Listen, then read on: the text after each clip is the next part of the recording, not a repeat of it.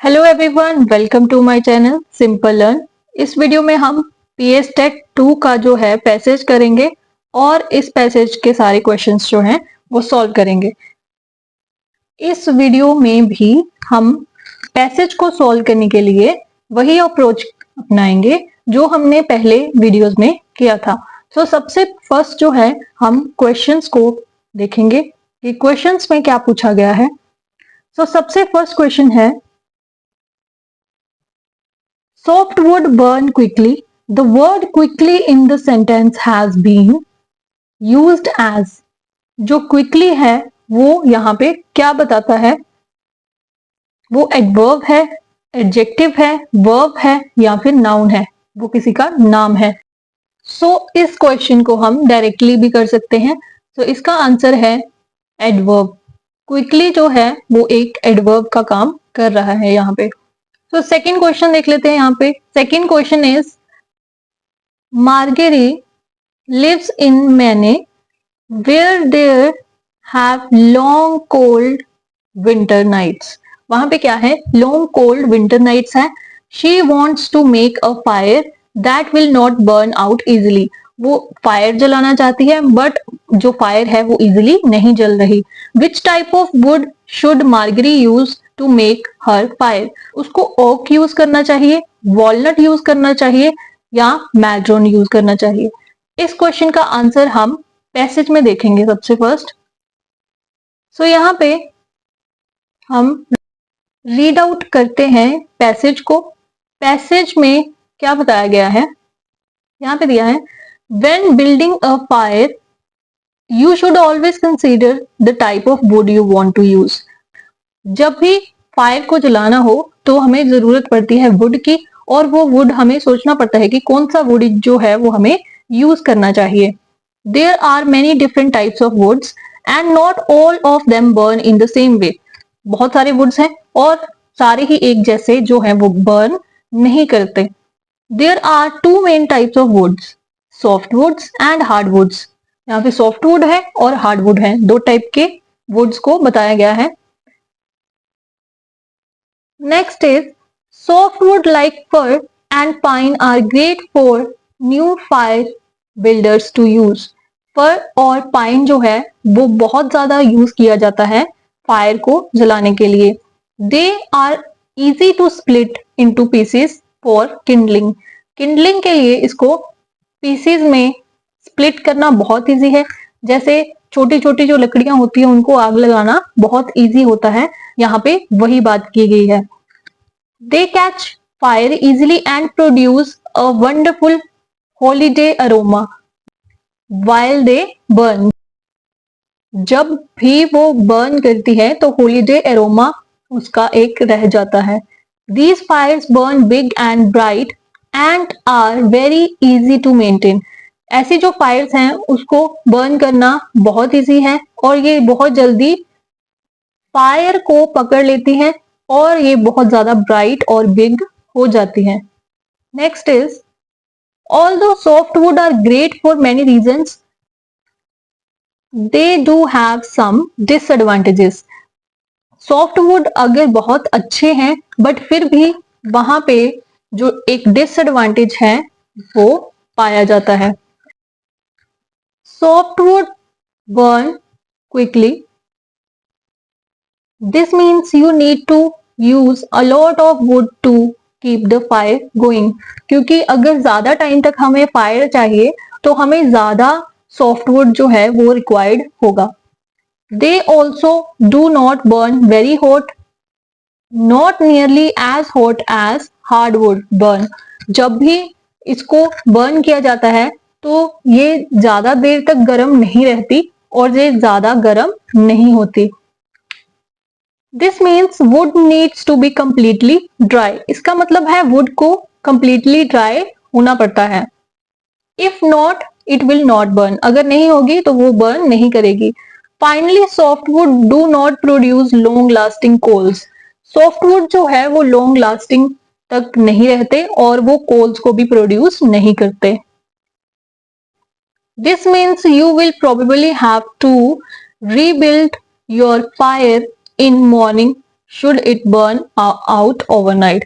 ये जो है फायर, उसको फिर से जलाने के लिए हमें इसे फिर से सारी चीजों का अरेंजमेंट करना होगा। ये जो फायर है वो ओवरनाइट नहीं बर्न करती। Next is hardwood like oak, walnut and madron are good for more experienced fire builders to use. Hardwood जो है वो उसमें आ जाएगा ओक, वॉलनट या फिर मैड्रोन जो है वो गुड होती है फायर को बिल्ड करने के लिए। तो यही जो क्वेश्चन है वो हमें पूछा गया था। मार्गरे अगर रहती है मैने में where they have long lasting cold winters, जहाँ पे कोल्ड विंटर होती है उनको फायर जलाना है जो जल्दी बर्न ना करे, तो उनको क्या क्या यूज करना होगा? ओक का यूज करना होगा, उनको वॉलनट का यूज करना होगा और मैट्रोन, तीनों का यूज वो है कर सकते हैं। तो यहाँ पे D option is the right answer. यहाँ पे 1, 2 और 3 तीनों ही दे रखे हैं।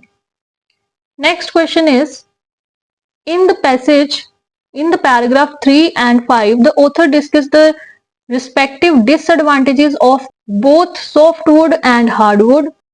Based on its use in the passage, it can be understood that the word disadvantages belongs to which of the following word groups? कौन से वर्ड से डिसएडवांटेज को ज्यादा इजीली हम बता सकते हैं? सो यहाँ पे आंसर जो होगा वो बेनिफिट, पॉजिटिव और प्रॉफिट तो नहीं होगा, क्योंकि डिसएडवांटेज होता है किसी का लॉस होना या फिर नेगेटिव वर्ड है ये डिसएडवांटेज। टाइप कैटेगरी भी नहीं होगा और यूज फंक्शन भी नहीं होगा। यहां पर जो राइट ऑप्शन है that is option number D, drawbacks, negatives and losses. Next is they burn very hot and can reach temperature up to 1000 degree Fahrenheit. जो हार्डवुड है वो 1000 डिग्री फ़ारेनहाइट तक जा सकती है और ये बहुत ज्यादा गर्म हो जाती है। They produce a fantastic crackling sound while they burn. Hardwood fire are great to have during cold winter nights because they do not burn out easily. ये जो बर्न नहीं करती इजीली, इसलिए ये ओवरनाइट जो है वो रह जाती है। They also produce long lasting coals. ये लॉन्ग लास्टिंग कोल्स का यूज हम करते हैं वो ऐसे ही वुड से बना होता है। This means that you do not have to rebuild your fire in the morning should it burn out overnight.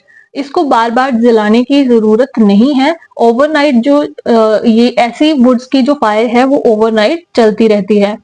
You simply have to put more wood on the coals and your fire will begin again in minutes.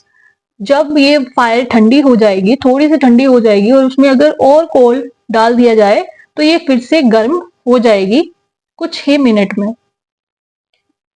Next is although hardwood are great for many reasons, they do have some disadvantages.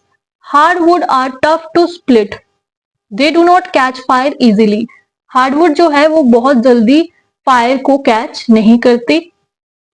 They are also more expensive than softwood, ये बहुत ज्यादा expensive भी है softwood से।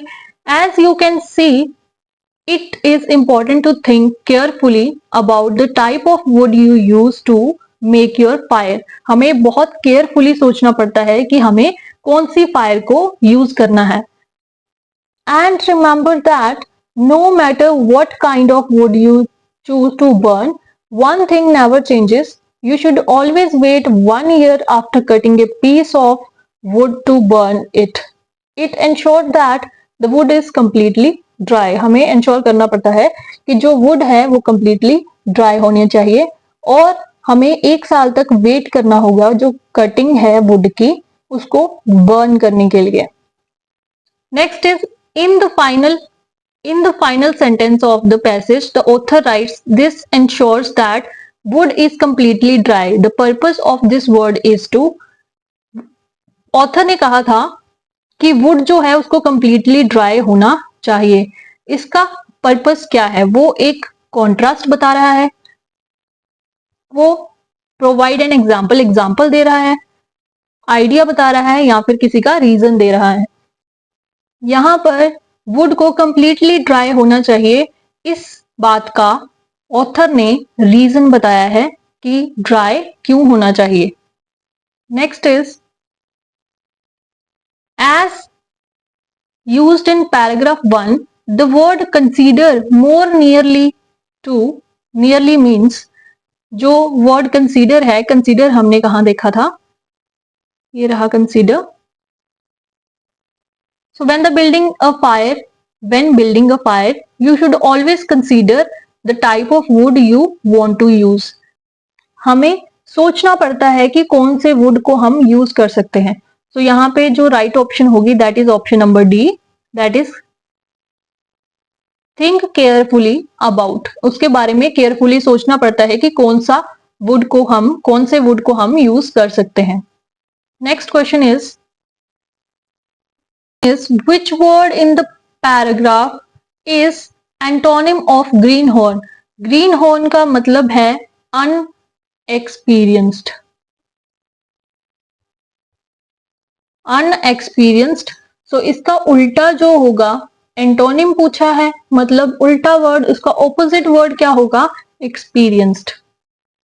Next is according to author